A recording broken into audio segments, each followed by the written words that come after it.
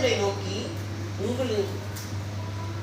உங்களுக்கு செவி கொடுக்கிறவன் எனக்கு செவி கொடுக்கிறான், உங்களை ஏற்றுக்கொள்ளுகிறவன் என்னை ஏற்றுக்கொள்கிறான், உங்களை அசட்டை பண்ணுகிறவன் என்னை அசட்டை பண்ணுகிறான். அல்லேலூயா.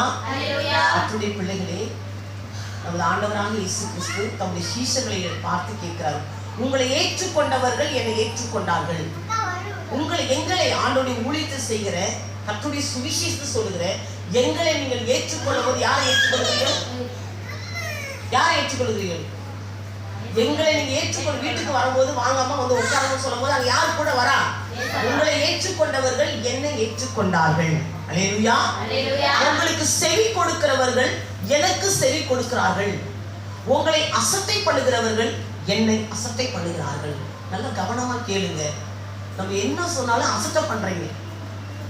அல்லேலூயா. அசட்டை பண்ணக்கூடாது. ஆண்டோடைய ஊழியக்காரனுடைய வாயிலிருந்து ஒரு வார்த்தை வந்துச்சுன்னா அது என்ன பண்ணக்கூடாது? அசட்டை வானா வந்துடும். வானா திருவிருந்துக்கு வாங்கம்மா, ப்ரேயருக்கு வாங்கம்மா, ஆராதனை மிஸ் பண்ணாதீங்கம்மா. ஒரு நல்ல ஆலோசனைகளை கொடுக்கும்போது, நல்ல ஒழுக்கங்களை சொல்லி கொடுக்கும் பொழுது அதை கேட்டு அந்த வார்த்தைகளுக்கு கீழ்ப்படிய வேண்டும். அல்லேலூயா.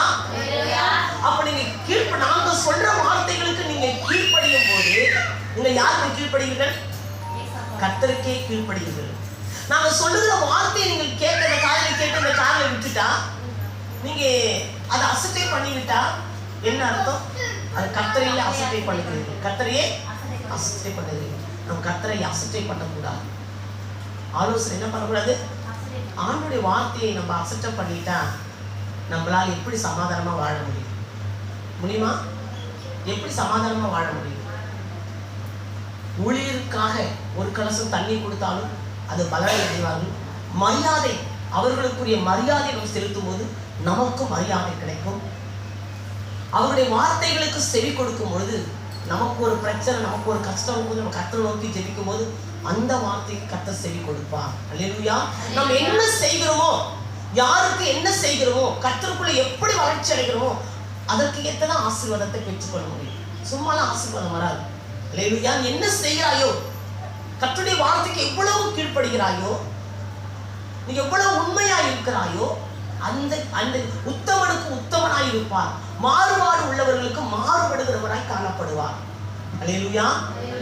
நம்ம உத்தமமாய் இருக்கணுமா? கர்த்தருடைய வார்த்தைகளை நம்ம அசட்டை பண்ணக்கூடாது. ஊழியர்களை நம்ம அசட்டை பண்ணக்கூடாது. ஆலோசனையை அசட்டை பண்ணக்கூடாது.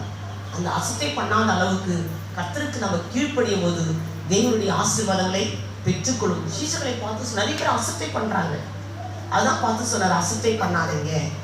யார் உங்களை அசட்டை பண்ண ஊழியத்துக்கு அனுப்பும் போது கூப்பிட்டு சொல்றாரு, உங்களை யார் ஏற்றுக்கொள்கிறார்களோ அவர்கள் என்னை ஏற்றுக்கொள்கிறார்கள், உங்களை யாரை அசட்டை பண்ணுகிறார்களோ அவர்கள் என்னை அசட்டை பண்ண. கர்த்தரை அசட்டை பண்ணா நம்ம தேவனுடைய ராஜ்யத்தை சுதந்திரிக்க முடியாது. அல்லேலூயா.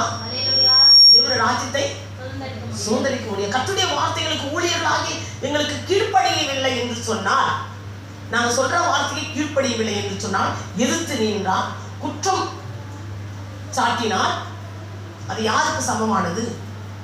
அல்லேலூயா. கர்த்தருடைய பிள்ளைகளே, நாம் மிகவும் கவனமாக இருக்கிறோம். கண்ட சமூகத்தை அன்பு கூறாவிட்டால் காணாது இருக்கிற தேவனிடத்தில் எப்படி அன்பு செலுத்துவாய்? காண்கிற சகோதர சகோதரிடத்தில் நாம் அன்பு செலுத்துகிறவர்களாய், அவருடைய வார்த்தைகளுக்கு மரியாதை கொடுக்கிறவர்களாய். கர்த்தர் என்ன சொல்ல போறோம்? நல்லொழுக்கத்தை சொல்லி கொடுக்க போறோம். கடவுளுடைய வார்த்தைக்கு கீழ்ப்படி